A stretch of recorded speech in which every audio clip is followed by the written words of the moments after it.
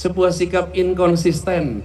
Kita hargai mereka dalam upacara, tapi kita usir mereka dari rumah dengan cara pajaknya luar biasa tinggi. Karena itu di Jakarta sudah sejak 4 tahun yang lalu, semua keluarga pejuang mereka dienolkan pajaknya dimanapun mereka tinggal di kota ini. Selanjutnya, untuk perwakilan pengemudi ambulans gawat darurat, Bapak Ayub Pardian. Bapak, kami ucapkan terima kasih banyak atas jasanya. Semoga diberikan kesehatan selalu pastinya. Terima kasih. Perwakilan petugas pemulasaran jenazah, Bapak Nur Yasin. Mohon diterima penghargaan ini, Pak. Kami tempatkan setinggi-tingginya kepada Bapak untuk keluarga kami yang sudah berpulang. Luar biasa jasa Bapak dan juga rekan-rekan pemulasaran jenazah. Terima kasih. Selanjutnya, perwakilan petugas pemakaman oleh Bapak Sadam Saifullah. Terima kasih Pak atas jasanya untuk kita semua.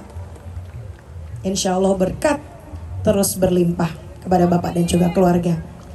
Selanjutnya, Asosiasi Laboratorium Kesehatan Daerah oleh Bapak Endra Muryanto.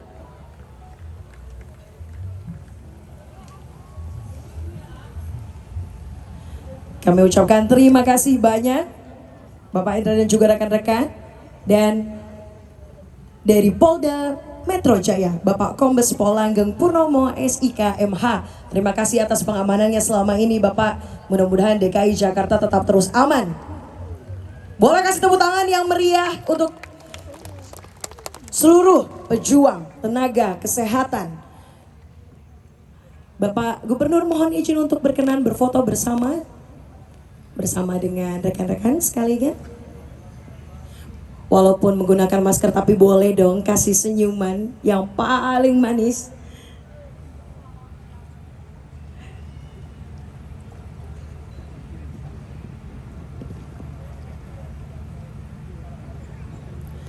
Cukup?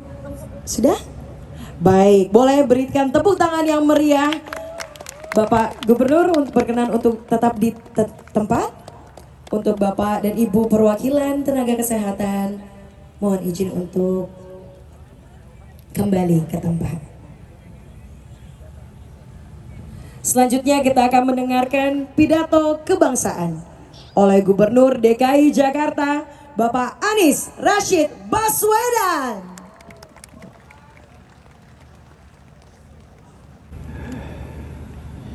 Yang terhormat Produser Jakarta Melayu Festival, Bapak Ges Khalifah. Kita beri tepuk tangan untuk Pak Ges yang 10 tahun konsisten menjaga, mengawal Jakarta Melayu Festival.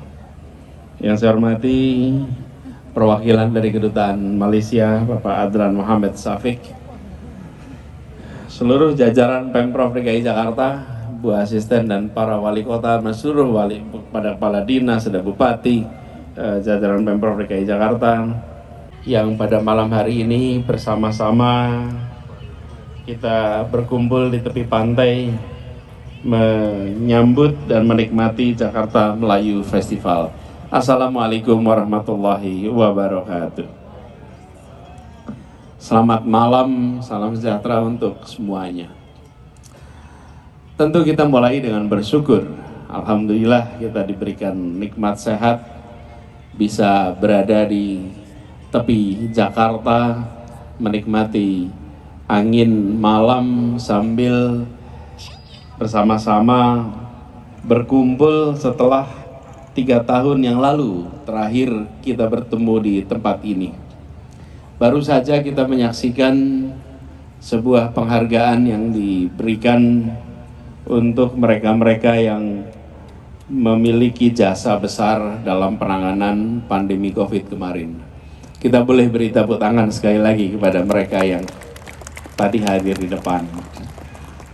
Bapak sekalian, ketika 2,5 tahun terakhir ini kita menghadapi masa pandemi, pada saat itu kita merasakan ujian.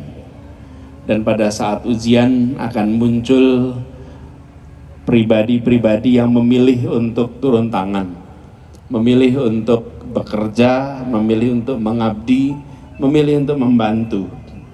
Sebagian dari mereka kita kenal, kita bisa identifikasi. Tapi lebih banyak dari mereka yang kita tidak pernah kenal, tidak pernah tahu, tidak pernah bisa mengidentifikasi. Tapi mereka hadir menyelamatkan sesama.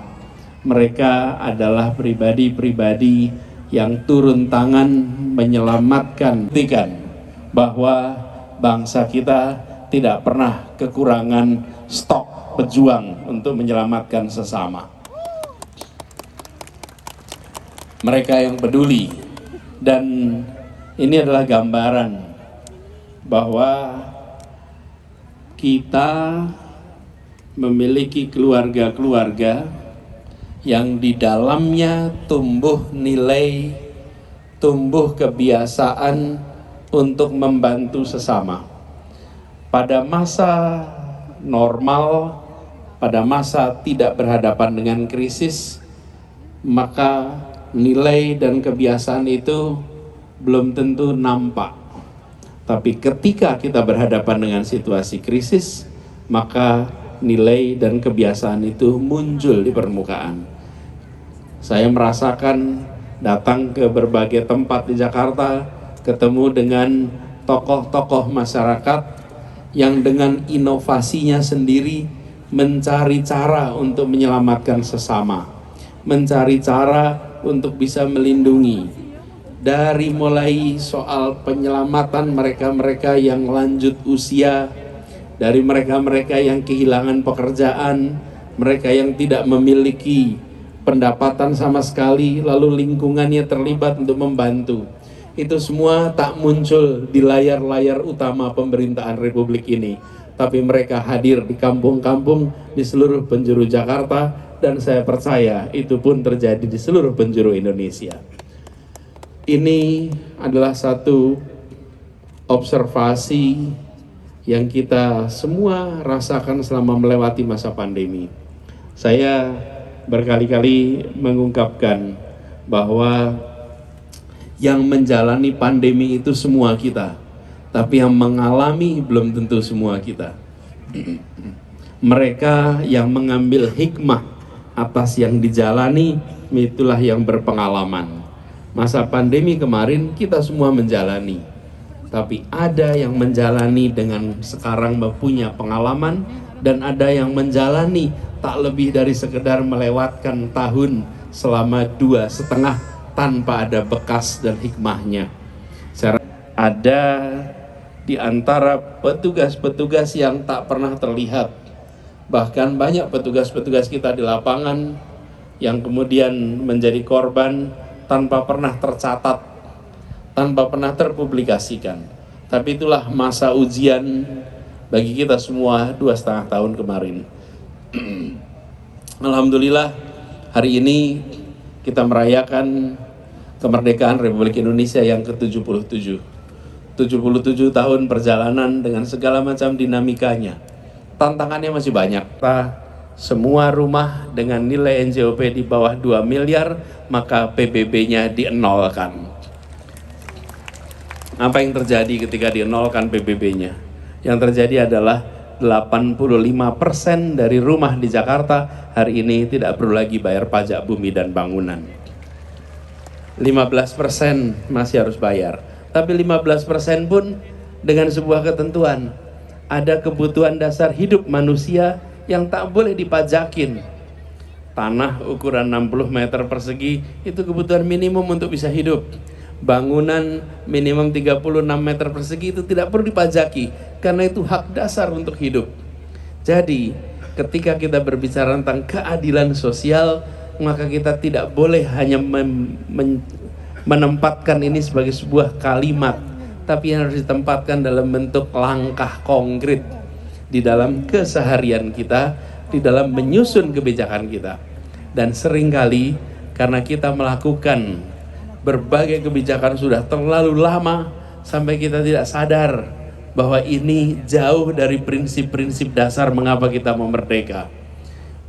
Saya tadi ketemu dengan teman-teman di Bapenda. Saya bilang, teman-teman, Anda baca buku sejarah tentang penjajahan di tanah Nusantara. Di sana penuh dengan kisah tentang eksploitasi lewat pajak selama masa penjajahan, di mana itu menjadi alat untuk memeras bagi rakyat. Tapi kita, ketika bicara merdeka, kita tak selalu memikirkan tentang ini. Bahkan di hari kemerdekaan ini, kita undang keluarga-keluarga para pejuang, kita undang para veteran, kita undang mereka ikut upacara-upacara yang kita selenggarakan. Tapi tanpa kita sadari, kita juga membiarkan mereka terusir dari rumah-rumah peninggalan orang tuanya karena pajak di tempat mereka tinggal harganya tak kira-kira tingginya. Sebuah sikap inkonsisten. Kita hargai mereka dalam upacara, tapi kita usir mereka dari rumah dengan cara pajaknya luar biasa tinggi. Karena itu di Jakarta sudah sejak 4 tahun yang lalu, semua keluarga pejuang mereka dienolkan pajaknya dimanapun mereka tinggal di kota ini. Sebagai tanda terima kasih dari kita, terima kasih atas jasanya. Dan saya beberapa kali ketemu dengan veteran, ketemu dengan mantan pejuang dan lain-lain, dan keluarga yang menyatakan terima kasih. Tapi selalu saya jawab, Bapak Ibu jangan bilang terima kasih ke saya, justru kami yang harus mengatakan terima kasih telah memberikan jasa yang begitu besar bagi kami hari ini, sehingga kita bisa merasakan kemerdekaan. Dan apa yang kita kerjakan adalah sekedar bayar balik yang tak sebanding dengan apa yang diperjuangkan oleh Bapak Ibu sekalian. Kita sudah saatnya untuk mereview ini semua. Ini hanya satu contoh kecil, tapi ada begitu banyak hal lain yang harus kita lihat dan kita pastikan bahwa ini 17 Agustus, kenapa kita milih merdeka? Karena ingin kita dapat kemerdekaan yang hakiki. Yang hakiki bukan kemerdekaan yang seremonial. Kemerdekaan yang hakiki itu ditandai dengan keadilan sosial. Itulah tanda kemerdekaan yang hakiki. Dan ini yang coba kita ikhtiarkan. Tentu ini tidak akan berhenti di sini. Perjalanannya masih panjang. Tapi kami percaya, kami sangat percaya bahwa gagasan yang dulu disusun oleh para pendiri itu hidup di begitu banyak pribadi-pribadi hari ini. Tinggal kita harus wujudkan itu sama-sama dalam sebuah kerja, dari mulai yang berada di pemerintahan sampai yang di luar pemerintahan. Dan izinkan juga dalam kesempatan ini saya ingin mengingatkan diri saya sendiri dan kita semua bahwa ada begitu banyak manfaat yang sudah kita dapat dari Republik ini. Pertanyaannya, sudahkah kita membayar balik atas yang kita terima dari Republik ini? Sudahkah kita mengembalikan yang kita terima untuk Republik ini? Jadi bukan menyumbang untuk Indonesia. Indonesia tidak perlu sumbangan kita. Indonesia sudah memberikan sumbangan terlalu banyak bagi masing-masing kita. Apalagi Jakarta. Jakarta ini kota di mana orang datang ke kota ini membawa bekal yang minim, kerja keras, terbuka kesempatan, maju berkembang, meraih kesejahteraan, meraih kemakmuran.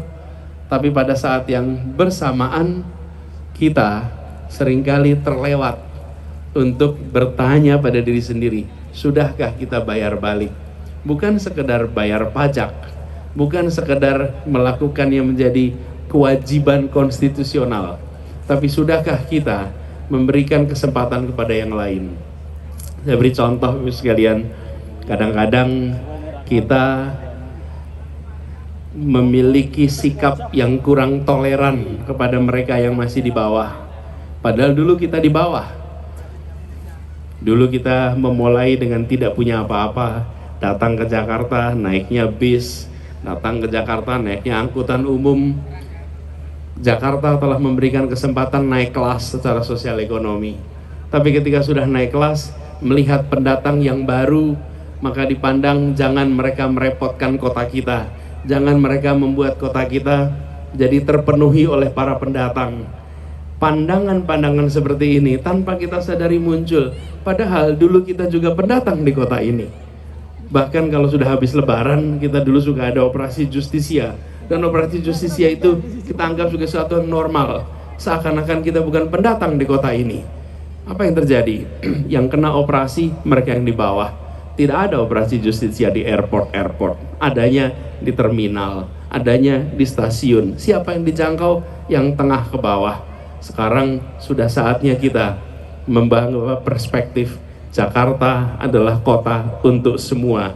Izinkan Jakarta jadi eskalator bagi seluruh orang yang menginginkan kehidupan lebih baik. Kota ini luar biasa. Karena itu dalam kesempatan yang berbahagia ini kita peringati 17 Agustus bukan sekedar sebuah seremonial biasa, tapi mengingatkan kembali pada kita sudah dapat begitu banyak kita dari Republik ini, saatnya kita untuk membayar balik sesuai dengan apa yang kita miliki. Jadi ketika kita berbuat sesuatu untuk Indonesia, jangan katakan saya sedang menyumbang untuk Indonesia, saya sedang mendharma baktikan Indonesia, tapi katakan saya sedang membayar balik atas apa yang sudah saya terima dari Indonesia. Ini adalah pandangan kita sebagai generasi kedua, generasi ketiga dari proses kemerdekaan 77 tahun. 77 tahun umur yang panjang untuk manusia, tapi 77 tahun adalah umur yang pendek untuk sebuah bangsa. Ingat, bangsa ini pernah membangun sebuah proyek yang lamanya proses pembangunan agak panjang. Saudara sekalian, datanglah ke Jawa Tengah, di sana ada Candi Borobudur. Candi itu dibangun minimal 120 tahun. Apa artinya? Hanya sebuah bangsa yang berasumsi akan eksis ratusan bahkan ribuan tahun, yang akan menghabiskan masa kerjanya selama 120 tahun membangun sebuah konstruksi bangunan. Bila dia tidak punya perspektif jangka panjang, dia tidak akan meluangkan waktu sampai 120 tahun lebih. Sama seperti di Tiongkok sana, ada tembok besar yang proses pembangunannya lebih dari 300 tahun. Hanya bangsa yang berasumsi eksis ribuan tahun yang akan mengalokasikan waktu 300 tahun membangun sebuah tembok sepanjang itu. Bapak Ibu sekalian, 77 tahun perjalanan bangsa Indonesia adalah perjalanan yang panjang usia manusia, tapi pendek. Indonesia masih punya lebih banyak besok daripada kemarin. Kemarinnya kita baru 77 tahun. Kedepannya kita masih punya yang lebih panjang lagi. Insya Allah ke depan seperti tema hari ini, lebih kuat, lebih cepat untuk kita bangkit, dan insya Allah satu saat kita bisa bersyukur bahwa kita menjadi bagian yang membuat Indonesia lebih baik. Jakarta Melayu Festival menjadi satu peristiwa yang penting untuk kita ingat. Bukan soal festivalnya, tapi saya ingin garis bawahi betapa sebuah tontonan, perhatikan kekuatan musik Melayu. Kekuatannya salah satunya pada syair, pada pesan, bukan hanya pada nada, tapi pada pesan. Inilah yang indah juga dari Indonesia. Indonesia bukan hanya negeri yang indah karena alamnya, tapi Indonesia menjadi indah karena negeri ini, republik ini dibangun dengan gagasan, dibangun dengan narasi, dan dikerjakan lewat kerja keras jutaan orang. Dirgahayu Indonesia, selamat atas kemerdekaan Indonesia. Insya Allah masa depan lebih baik bagi kita semua. Assalamualaikum warahmatullahi wabarakatuh. Warahmatullahi wabarakatuh. Pak Anies.